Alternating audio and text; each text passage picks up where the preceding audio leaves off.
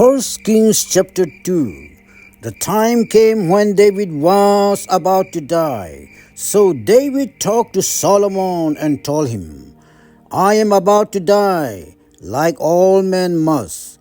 But you are growing stronger and becoming a man. Now, carefully obey all the commands of the Lord your God.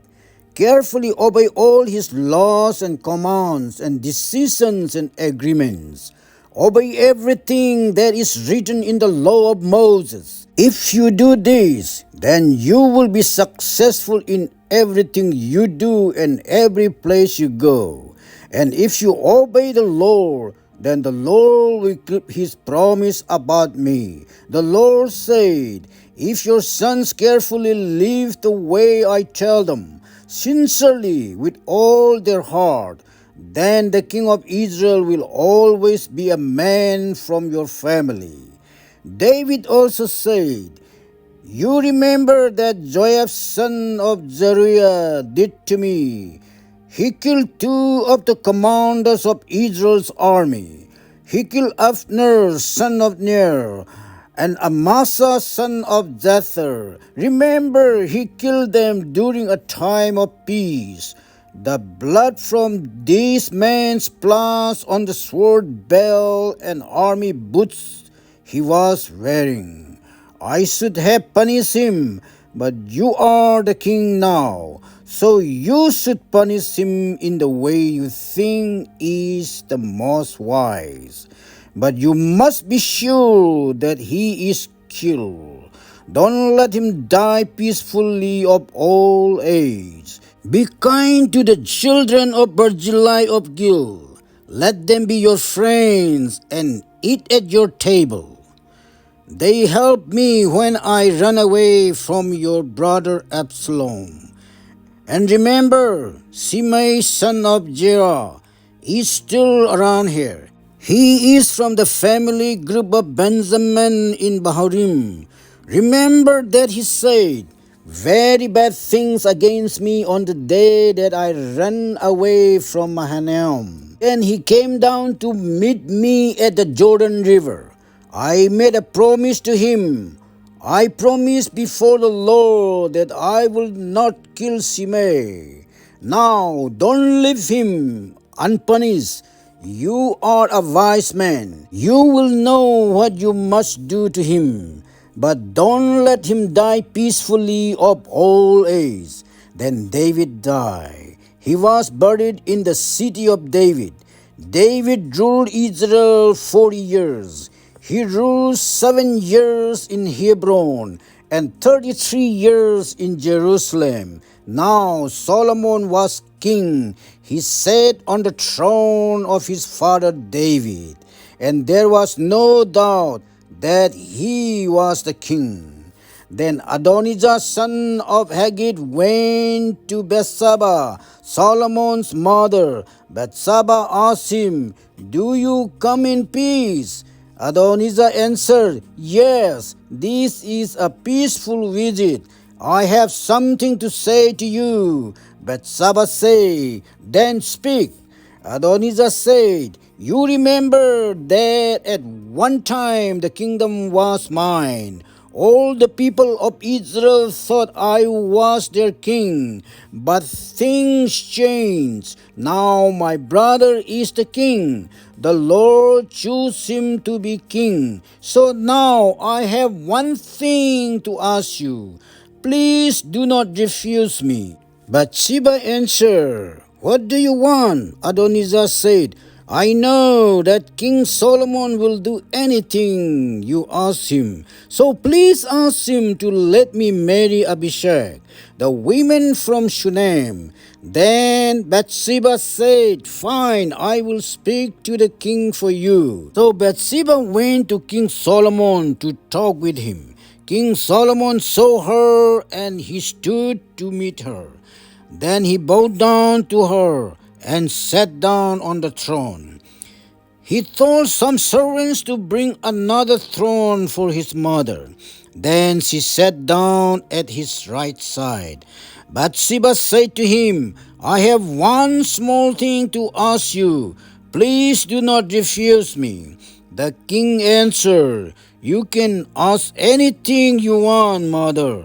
I will not refuse you." So Bathsheba said, "Let your brother Adonijah marry Abishag, the women from Shunem."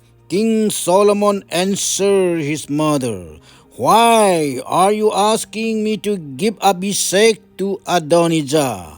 Why don't you just ask me to let him to be king too? After all, he is my older brother. Abiathar the priest and Joab will support him." Then Solomon made a promise with the Lord. He said, "I swear, promise that I will make Adonijah pay for this, and it will cost him his life. The Lord made me the king of Israel. He has given me the throne that belonged to my father David. The Lord kept his promise and gave the king to me and my family. Now, as sure as the Lord is alive, I swear, promise that Adonijah will die today." King Solomon gave the command to Benaiah, and Benaiah went out and killed Adonijah. Then King Solomon said to Abiathar the priest, "I should kill you, but I will let you go back to your home in Anathoth. I will not kill you now because you helped to carry the holy box of the Lord while marching with my father David. And I know that you share in the hard times, just like my father." Solomon told Abiathar that he could not continue to serve as a priest of the Lord. This happened the way the Lord said it would. God said this about Eli, the priest and his family at Shiloh, and Abiathar was from Eli's family.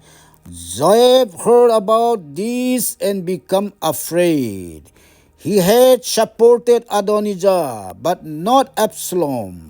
Joab ran to the tent of the Lord and held the horns of the altar. Someone told the king Solomon that Joab was at the altar in the Lord's tent. So Solomon ordered Benaiah to go and kill him. Benaiah went into the Lord's tent and said to Joab, "The king says, 'Come out.'" But Joab answered, "No, I will die here." So Benaiah went back to the king and told him what Joab had said. Then the king commanded Benaiah, "Do as he says, kill him there, then bury him. Then my family and I will be free of the guilt of Joab."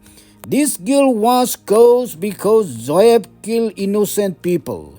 Joab killed two men who were much better than himself. They were Abner son of Ner and Amasa son of Jether. Abner was the commander of Israel's army, and Amasa was the commander of Judah's army. My father David did not know at that time that Joab had killed them, so the Lord will punish Joab for those men he killed. He will be guilty for their deaths, and his family will also be guilty forever. But God will bring peace for David, his descendants, his family of kings, and his kingdom forever. So Benaiah son of Jehoiada killed Joab. Joab was buried near his home in the desert.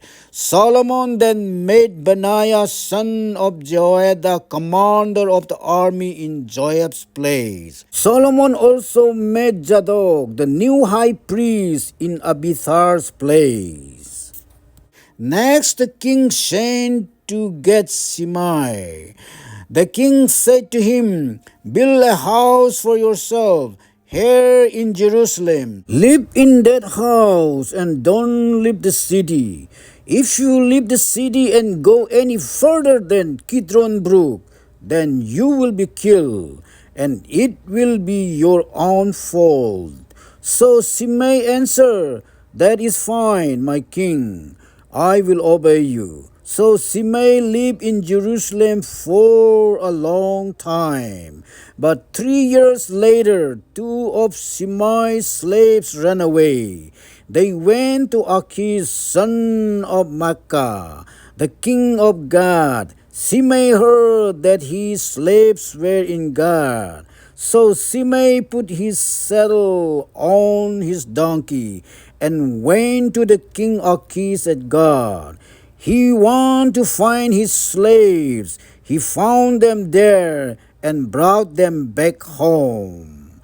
But someone told Solomon that Shimei had gone from Jerusalem to Gad and returned. So Solomon sent for him. Solomon said, I used the Lord's name and swore promise that you would die if you left Jerusalem. I warn you that if you went anywhere, your death would be your own fault. And you agreed to what I said. You said that you would obey me. Why did you break your promise? Why did you not obey my command? You know the many wrong things you did against my father David. Now the Lord will punish you for those wrong things. But the Lord will bless me. He will make David's kingdom safe forever. Then the king ordered Benaiah to kill Shimei, and he died. Now Solomon had full control of his kingdom. This is the word of God, ladies and gentlemen. Thank you everyone for coming. See you all soon.